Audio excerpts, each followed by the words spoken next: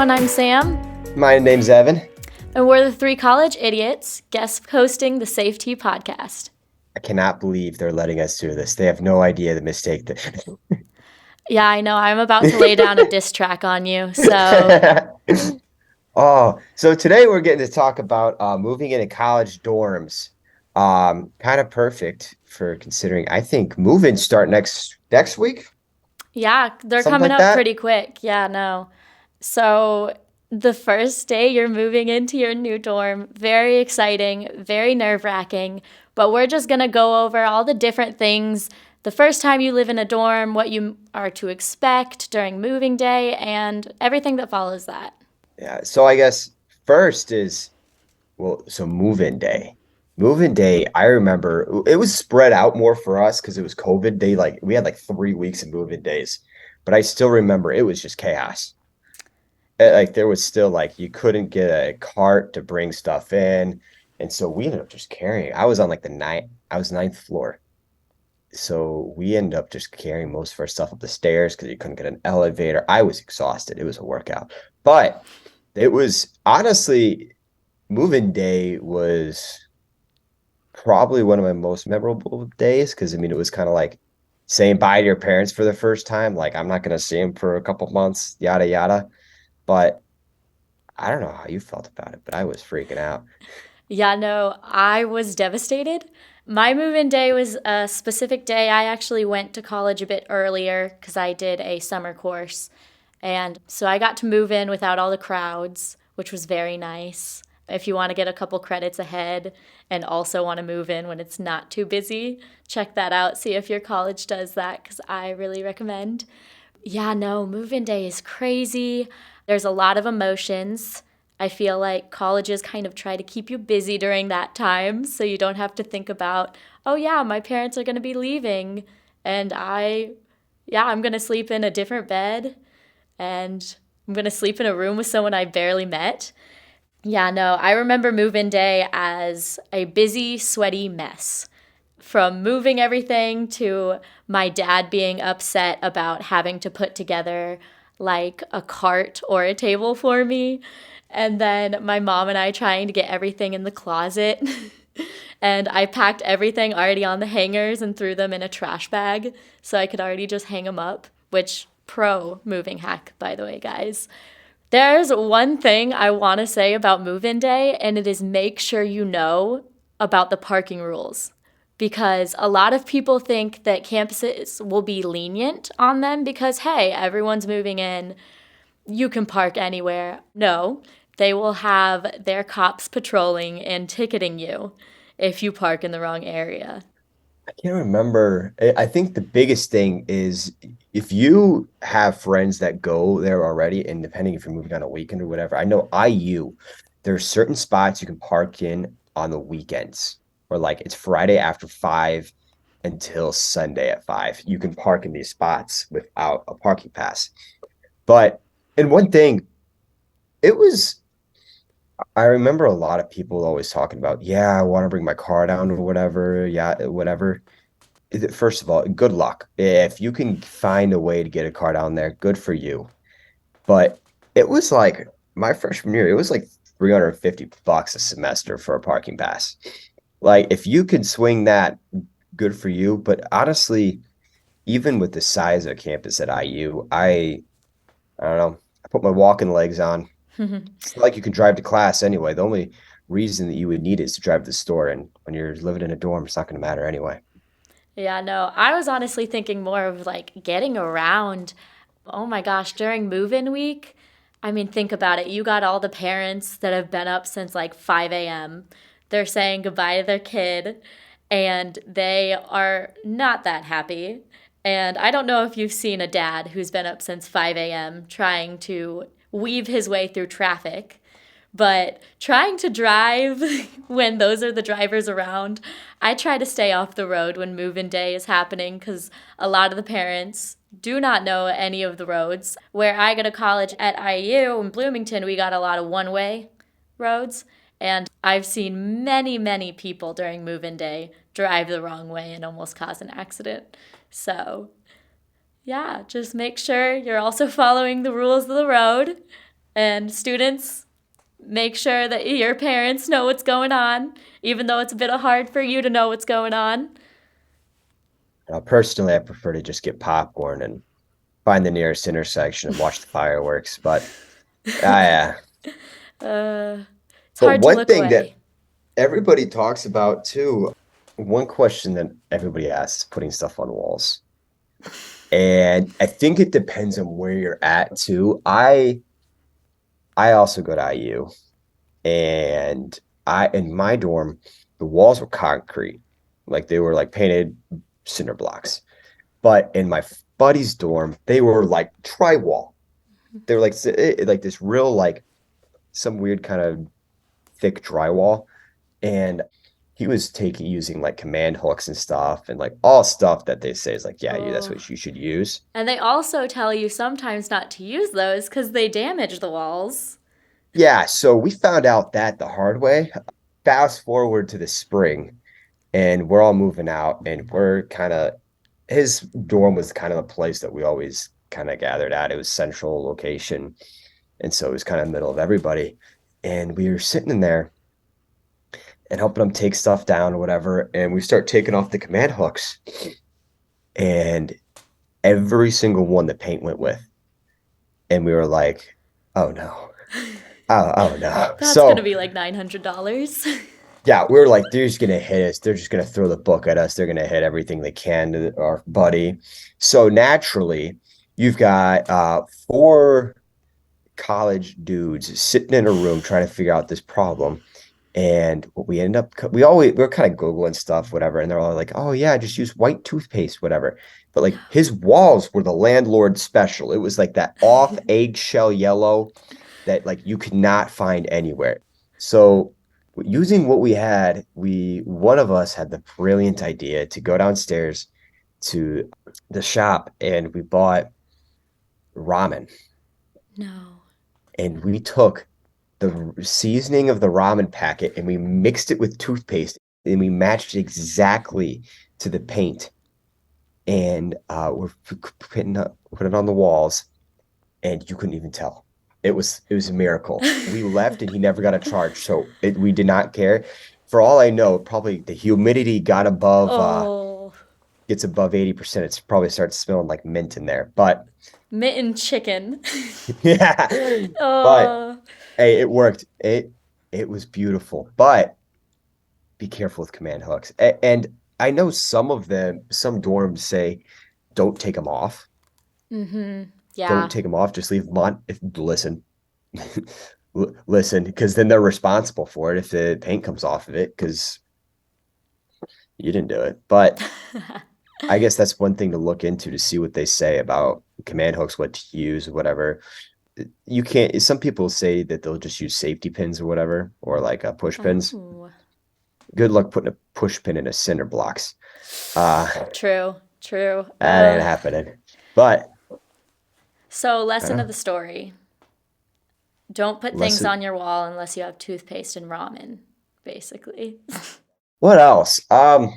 Ooh, I ID don't know how cards. your freshman year went, but sharing showers, not having like a shower in your house, you just walk to, having to bring your clothes with you, a caddy with all your stuff, and please, everyone, if you don't hear anything else from this podcast, please hear this. Wear shower shoes because I doubt that they have cleaned those showers in like years. All right, you ready for this? I don't know. You're gonna. I'm glad I'm not in person because I think you'd throw the microphone at me.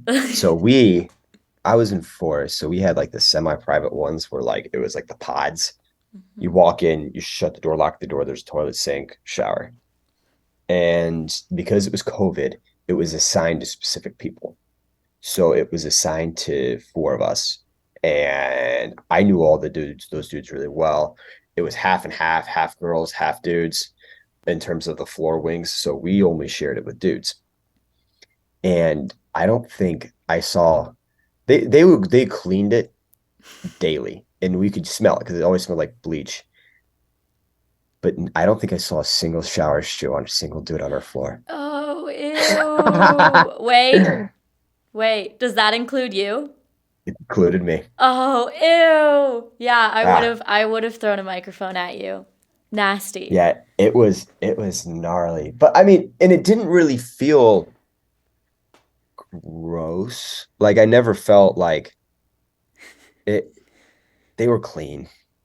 That's Honestly, good. I mean, I felt pretty good about them. I was impressed. I mean, the weekends, by the time they wouldn't clean it Saturday, Sunday. So by like Sunday night, it was a little sketch. But they, but Monday through Friday, they were good. Man. They were good. But Uh, biggest problem was honestly having to wait for people when everybody's showering at the mm. exact same time. Playing around that, we had to learn to basically like, we had a group chat and we would text like, hey, I've got like a interview at 5 o'clock. I'm gonna be in the shower at 4 or whatever. So like it's like you were really in a rush, you would send like had something time pressing, you would send a text, but it wasn't too bad. Coexisting. Oh, talking about coexisting, that is one thing that I was not ready for with the sharing the bathroom situation. Just because, you run into people who have, like you said, different routines from you. My freshman year, I walked into the bathroom, and for most of the year, this one girl, I shared a bathroom that had like two stalls and two showers with about half the floor of girls. And there was one girl that would FaceTime people 24/7 when she was in the bathroom. I would hear her when I went in to wash my face in the morning in the shower on FaceTime. And I would come in when she was washing her face and she'd be on FaceTime. So I'd just pass behind and the person on FaceTime would just see me. And I was right? Okay. Evan also has a surprise face, so I don't feel that crazy. What? Right? Okay, not only is that just weird and like uncomfortable, I'm pretty sure that's illegal. Yeah, it seems a bit sketchy. Like that's like phones in locker rooms. Like you can't have a camera out in a locker room. Yeah, it was, and I just kind of, I talked with a couple other people about it, and they were like, "Yeah, that's weird, but she doesn't really ever get off FaceTime, so she's just made it a part of her day." And I was like, "Okay," but yeah, no, it brought me to the conclusion pretty early in college that you are living with people who, like, you were raised completely different. You have no idea how they function, and yeah, it can be very different from how you function. I don't know. I don't think I'd ever FaceTime someone in the bathroom. That is appalling But behavior. That's like that is horrific. I don't even like it was like one of like the big communal bathrooms, it right? was a communal bathroom, yes. Somebody put her in a mental hospital. That is Locked away. that is horrible. Locked Um, away. Yeah, no, was it but always like the same? Was it like her mom or something at least? Or was it different every time? it was her boyfriend. So it was a dude. Oh my Yeah. God. Might as well just bring him in. That- oh Luckily, my like you God. said, you adapt your schedules once you learn, and you basically, if you do it well enough, you kind of get a private bathroom to yourself if you can, organize that schedule. So I was able to do that, and I luckily was never the background video for those FaceTimes after like the first semester. But yeah, no, that one bathroom, it was a mess. We had the drains and the showers wouldn't work. So it would just overflow. So you'd walk into the bathroom and like be like a foot full of water that you just wade into, like creek That's stomping. nasty. Oh, it was so fun. That's bad. I Which, would have worn shower shoes in that. yeah, uh huh, yeah. So that's one thing that you guys would probably want to know before moving into a dorm. Once you get there, just be familiar with how to contact emergency maintenance.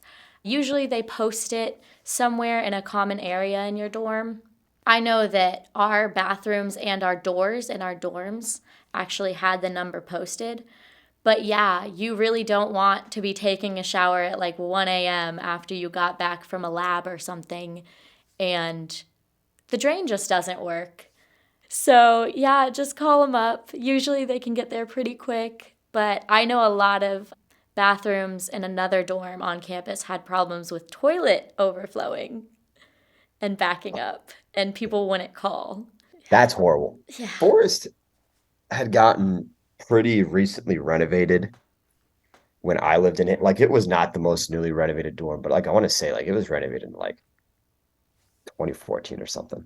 Everything was pretty fine. We didn't have any issues. We weren't one of the mold dorms, and it was honestly, I had very little complaints. But one thing I would say to anybody, whether it doesn't matter what kind of dorm you're living in, if you're just have your own private dorm and you just share a bathroom, or if you like you're in a triple or if you're in a double, like whatever you are, be friends with not only your roommates, but everyone on that floor. The more people you get to know on that floor, the better. Like you don't have to be their best friends, but so like I was saying earlier, my floor were kind of made of V. Picture it like a V, and the right side of the V was all dudes, and the left side of the V was all girls. And so like you could easily walk from side to side. The bathroom kind of connected the V in the middle. So I guess it was an A. But the girls were Letters are hard. constantly, yeah, I've been working on it. They um the girls were constantly fighting. All of them. It was Really? actually like pretty bad. It was always stupid stuff. I couldn't even tell you what it was because it wasn't like something that you actually deserved to be fighting over. It was like people were bored and starting crap. Meanwhile, the dudes on our side had a mini golf tournament. Each room was a hole that each person had to design. And that might have been the most fun we've ever had. Honestly, I haven't talked to any of those guys since I moved out, but you're stuck with all those people. You can't do anything about it. The rumors of I'll just switch dorms if it's so bad, that is impossible. Almost like you have to get like physically assaulted by that person or something to actually switch dorms. But so just make the best of it. Don't start crap. Have fun. Start a mini golf tournament. So I actually lived in an all girls dorm. So the two floors that I was on were all girls.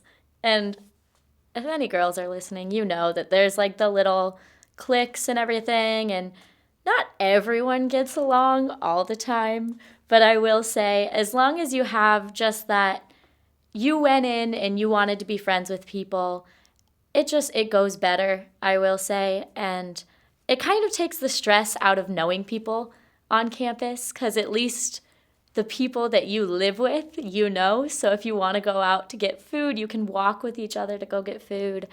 And I will say in cases of like thunderstorms or earthquakes or stuff like that, you can band together. We had quite a bit of occasions my freshman and my sophomore year when we were living in a dorm that we had storms that would get all the power out on campus and we would just all huddle together. A whole floor would huddle together, and usually my room around like a candle or a flashlight. Shout out to my dad for making me grab a huge flashlight and keep it with me in my dorm. And I was like, I'm never going to use this. It came in handy. But yeah, it's nice to have people with you. It also helps during those situations to like know where you're going. Hey, maybe look into that when you move into your dorm. Know the exits of your building, know where to take shelter. Stuff like that is just really crucial information. It's so funny. When you guys lost power, you guys were sitting in a campfire roasting s'mores. Meanwhile, you've got 15 dudes and we lost power. And next thing I knew, we're in the lobby of our floor planning a heist. Like we were No. bored. So we took the whiteboard and we started planning how we were going to rob the Bellagio. Oh my gosh. And I think we could pull it off. That's so funny. We took mattresses from everyone's bed and we just pulled them onto the floor. Everyone sat on a mattress, huddled in blankets, and we just talked, you know? But yeah, so That's fun going though. back to knowing things on campus, basically, you want to know things just so you can keep safe at all times. One of the big things I would say is definitely have any safety contact information put in your phone. One thing I did that I'm really glad I did was when I moved in, I put campus police in my phone, in my contacts, as well as the RA of my dorm. There are some dorms that you may not go to the RA, you may go to like a floor leader or something, and that's totally fine. Put that number in your phone, make sure you have that with you just in case. And I know a lot of campuses actually offer safety apps, And that's just pretty crucial to have, especially if you're walking home from classes late or it always gets really dark in the winter time and maybe you weren't thinking it was going to get that dark and then next thing you know, it's like pitch black and you're walking home. A lot of these apps also offer like alerts that they send to your phone. We actually were talking about this during our Sewerman episode. Shout out to Three College Idiots, a really good one. But how every student just got a text message on their phone that, hey, there's a man in the sewer. And maybe you guys shouldn't go near those buildings. But yeah. Do you have any of those apps on your phone, Evan? I don't know if IU offers it. I know UK offers it. There's a couple of schools, maybe Purdue, but they'll offer basically like buddy walk programs, whatever. Like, and it's usually run by volunteer organizations or whatever. Basically, you call some number and someone will either come pick you up in a golf cart or like just walk with you or something and just walk you home. And I think that's a really great idea. Yeah, and in terms of like emergency contacts and stuff like that, one thing I did, thank God I haven't had to use it yet. So I had like my mom, right? But then I also was thinking, okay, my mom is an hour and a half away, which like there's only so much she can do. Like if I really need someone there at a certain time, she's not gonna be able to get there. So I actually set up another one and I set it up as someone that wasn't my best friend. It was just someone like I knew pretty well and I trusted them. And they were like one of my childhood friends. And I set them up as a emergency contact. And because I knew that if I needed the emergency contact called, and I knew that that person could get a hold of them if they needed to, and they were nearby, and it was just someone else to have in Bloomington. And I recommend that to other people too. That's a really good idea. I've honestly never thought of that until recently when we were thinking about this podcast of, like you said, parents live like an hour and a half away. If something happens and they can't get there in time, or if something happens and they're not contacted, who can I get to contact them? Having someone who is with you, when you're living your everyday life at college, who you trust to get you to safety or to get information to your loved ones. That's a really good idea. I like that. So, talking about setting up like an emergency contact information on your phone, so we actually have the SafeTEA blog. There's actually really cool information that's going to be on that. And we actually have a podcast episode coming up where we're going to actually talk about a story about how someone having emergency contact information in their phone actually was extremely beneficial for them when they came to the hospital. So one thing, at least it depends what dorm you're in, but for me, I had my key card to get into my dorm was my ID. Some other people had physical keys, but majority of IU, I know for a fact, is you use your ID card. Yeah, I believe a lot of bigger universities have switched to fully ID cards just because they're easier. Yeah. And I still keep mine in the back of my phone, just out of habit, whatever. It's how you get into the gym and whatnot. That was something I started doing because I'm going to bring my phone everywhere with me. And I forget my wallet a lot. And I never got locked out. Well, I didn't get locked out because I forgot my wallet. I got locked out because my key card got wiped. I couldn't get into my dorm. And my roommate was gone for the weekend. And for some reason, I had my key card, but I left my phone in my dorm room. I couldn't use the app to unlock my door. There was no way I could get into my dorm. And of course, this happens not at 3 o'clock in the afternoon on a Tuesday. It happens at like 12 o'clock at night, and it's Friday. So there's no one anywhere. I was locked out. I had to sleep on the floor in my friend's place until an RA got there the next day to give me a temp card. But if that happens to you, IU, I know, has an app on your phone that you can use and it will unlock your door. Yes, Mojo ID is a lifesaver. It has saved me quite a couple times, actually. Yeah. Yeah. And it didn't work great. It was like whenever I had to rely on it, I would never rely on that thing 100%. Yeah, it was like a 50-50. You usually would have to turn your Wi-Fi off and then turn off your phone and then turn your Wi-Fi back on and then go in the app. Again, I learned that through practice and a lot of just banging on my door until my roommate woke up to let me in. But yeah. Yeah, that app, while it was sketchy, saved a lot of people's butts. Oh, yeah. Like that was brilliant. Yeah, Brilliant. no. Oh my gosh. Yeah, keep your key card on you at all times. One thing that I didn't know, which I learned very quick, not because of me, but you need your key card in a lot of places to get into the bathrooms or to get into the elevators and make the elevators go. I actually had started my first week on campus and I was going to these classes during the summer. And I get this text from a girl who lived in my dorm on GroupMe. And if anyone here knows GroupMe, you're like really confused to get a text on there because you're like, this is supposed to be about classes. And it was this quick text saying, hey, I think we live in the same dorm. I'm locked in the elevator. I don't have my key card. The doors won't open and it won't go to another floor. And I'm thinking, oh my gosh, I have no idea who this woman is. I've never met her. I feel so bad for her. So I like ran to the elevator with another one of my friends and we're pushing the button and everything. We get her out and she goes, so apparently you need your key card for the elevator to move to floors. And we did have a pretty awful elevator in this dorm. But anytime the doors would close and you didn't scan your key card, they would just close. They wouldn't reopen. So you kind of were just stuck there, waiting around till someone else needed to use the elevator. But I don't know if you had this. We always had to have a key to the bathroom too. Really? Yeah. So, you're getting ready for your shower. You get everything, the towel, your caddy with all of your toiletries, your soaps, everything, and your change of clothes. Don't forget a change of clothes.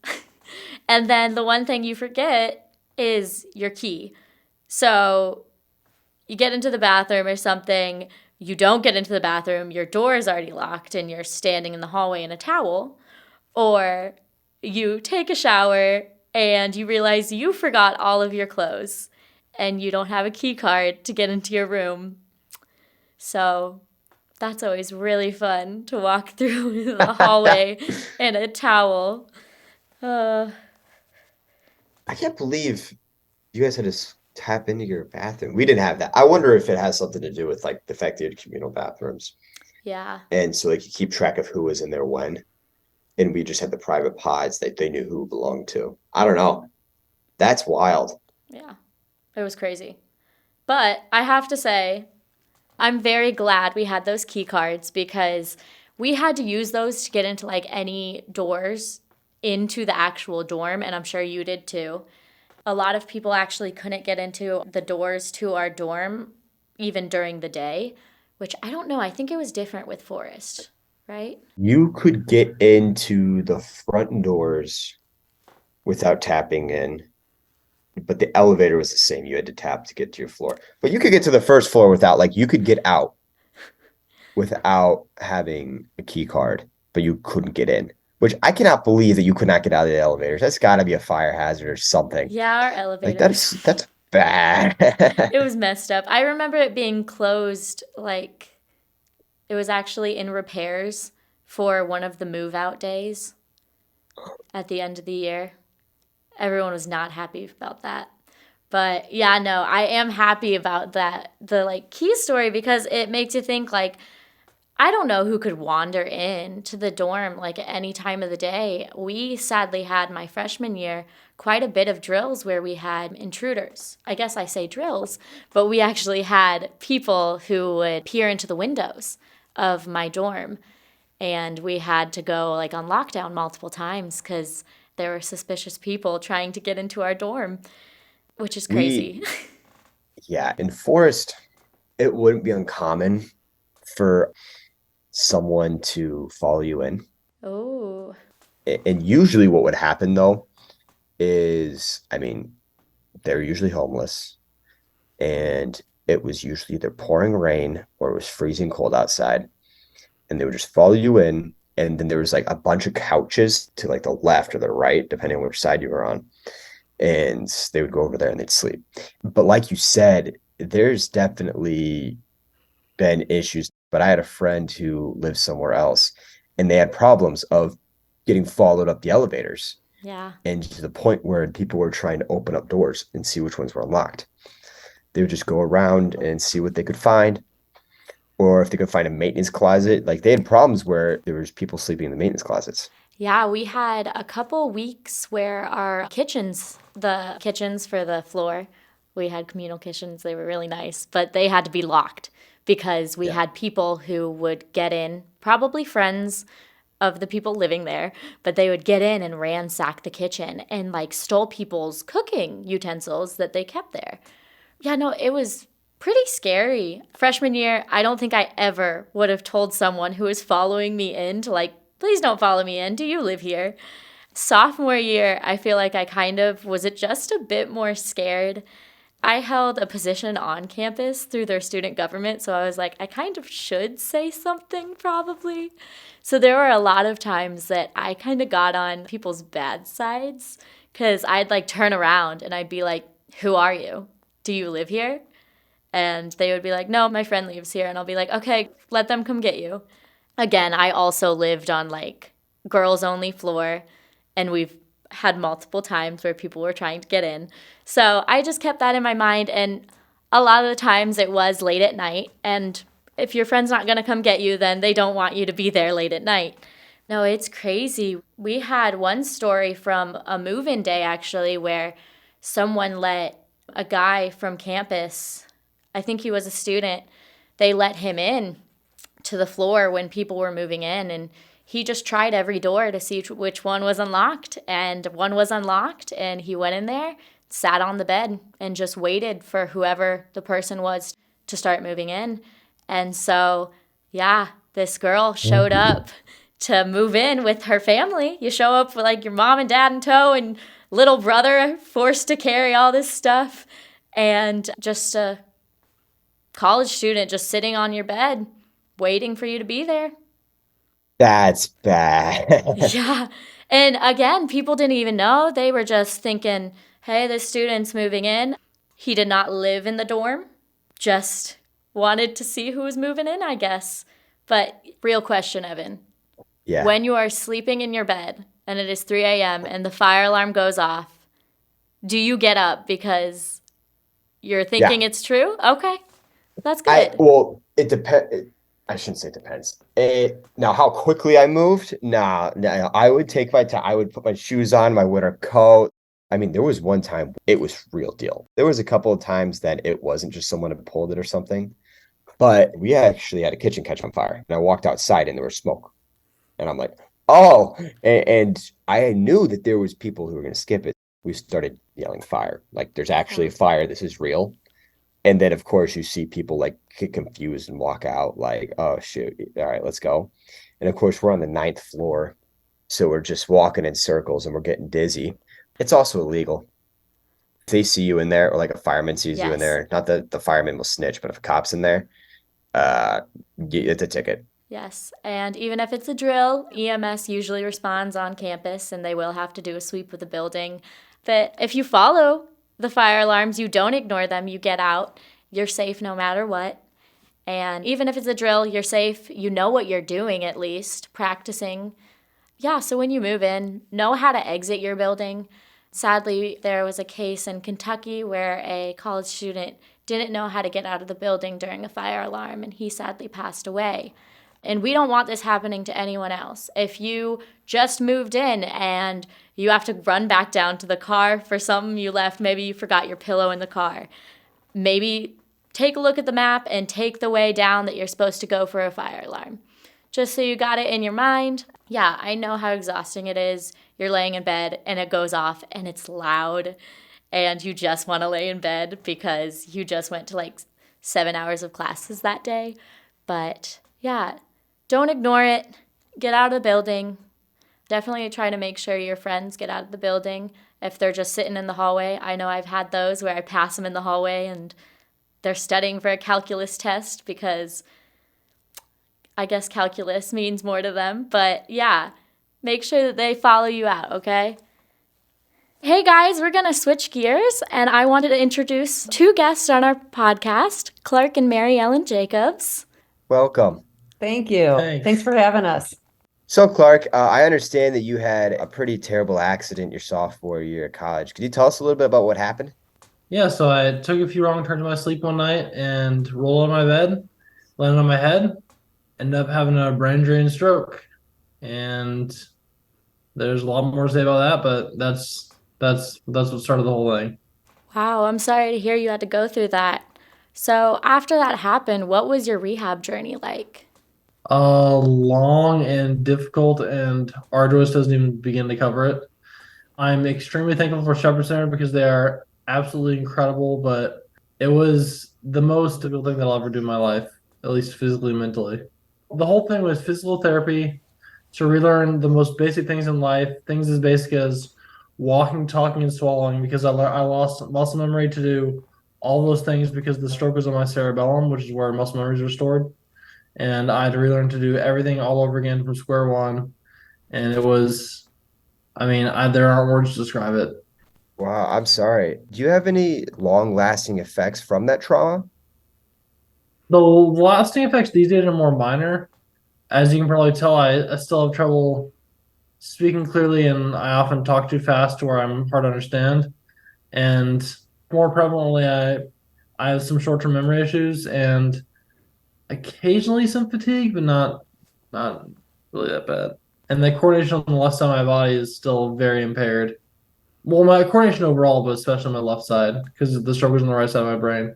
I just want to say you're such a strong person, and I really want to ask, how do you feel now about bed rails before the fall and after the fall? So if I were to have been asked about bed rails before the fall, I would have laughed in your face. Like, are you kidding me? I'm not a freaking toddler flying on my bunk bed at home. Like, are you serious? But ever since it happened, I now realize in hindsight that it's incredibly important, and you're putting yourself at some major unnecessary risk by not doing it.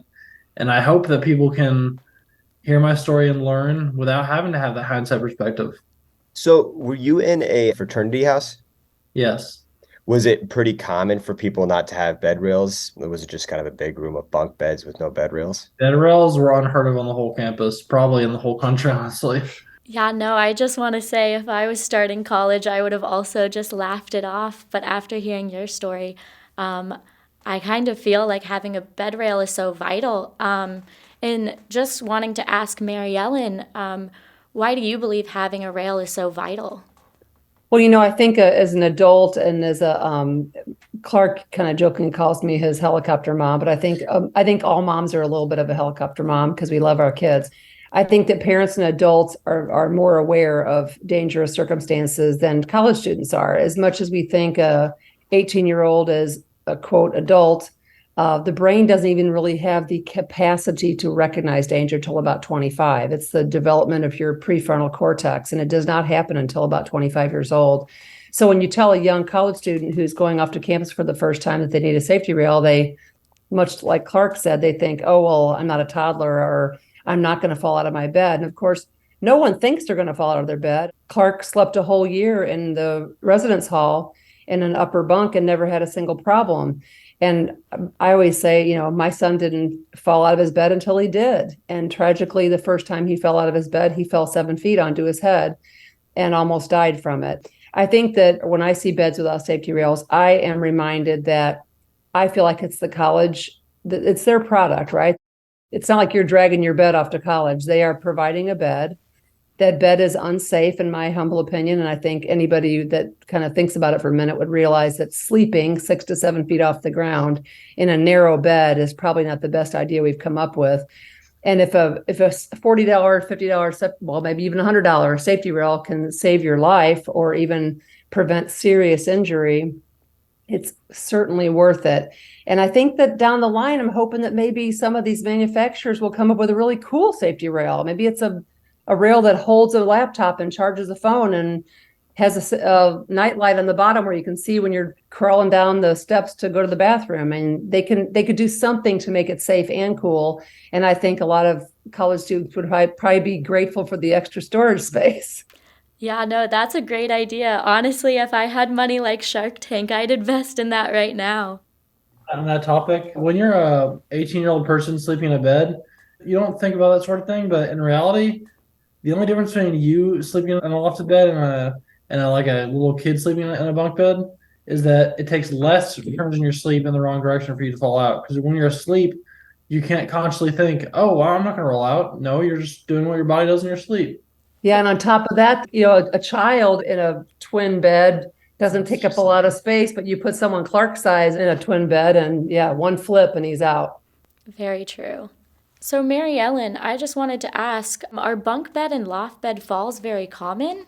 That's kind of an interesting question because yes, they are common. They're certainly not uncommon. Let's put it that way.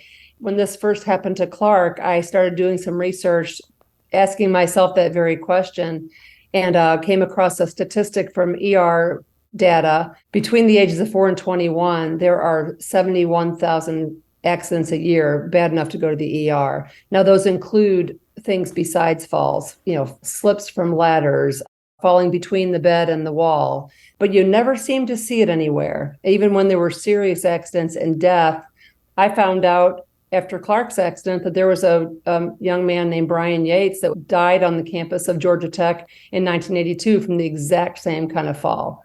He was a football player and he fell from a lofted bed and onto the floor. And unfortunately, there was no one there and he died alone on the floor.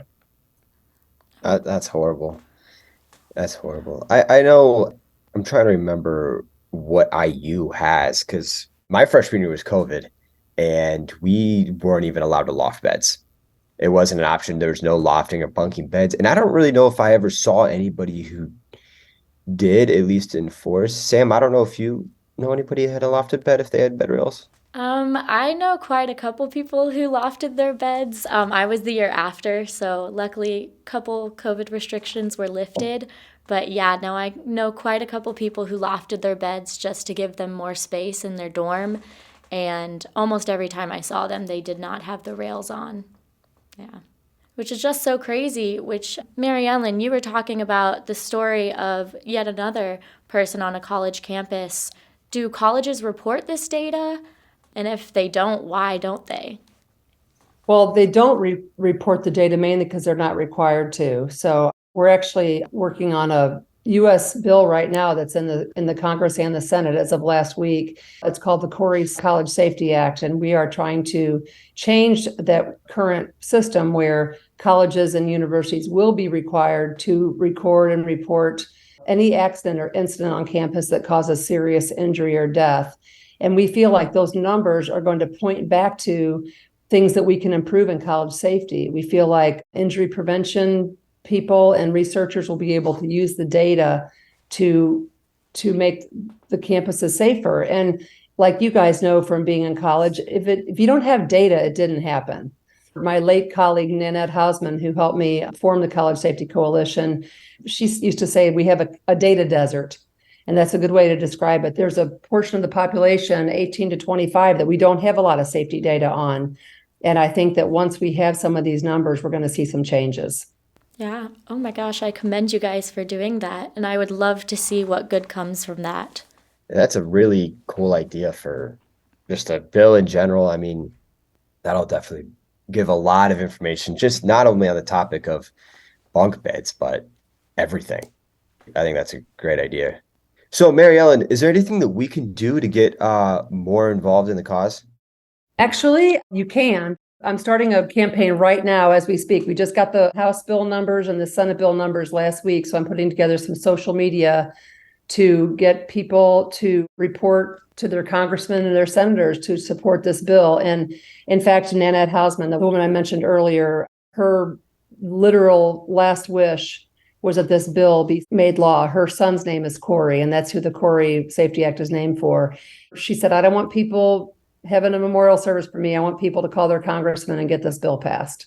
So that is something that we feel very strongly about.